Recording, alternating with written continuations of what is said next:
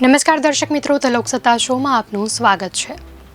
આ વર્ષે ભારે મેઘ મહેર જોવા મળી રહી છે, ત્યારે નદી નાળા છલકાઈ ગયા છે।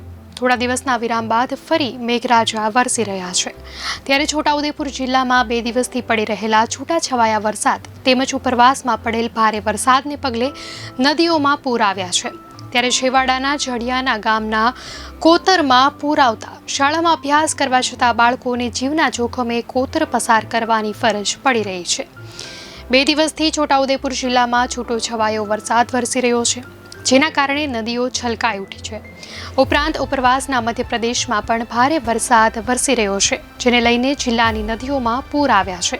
ત્યારે જિલ્લાના છેવાડાના અને મધ્યપ્રદેશની સરહદને અડીને આવેલા જડિયાના ગામના સરી કોતરમાં પણ ગઈકાલે સાંજે પૂર આવ્યા હતા, જેના કારણે શાળામાં અભ્યાસ કરતા બાળકો તેમજ શિક્ષકો શાળામાં જ રોકાઈ જવા માટે મજબૂર બની ગયા હતા। શાળાથી થોડે દૂર આવેલ કોતર ઉપર આવેલા કોઝવે પાણીમાં ગરકાવ થઈ જતા રસ્તો બંધ થઈ ગયો હતો, જેથી ત્યાંથી પસાર થવામાં પણ જીવનું જોખમ રહેલું છે, જેને લીધે સ્થાનિક લોકોએ બાળકોને કોઝવેના 2 છેડે દોરડું બાંધીને કોતરના પાણીમાંથી જીવના જોખમે પસાર કરાવ્યા હતા।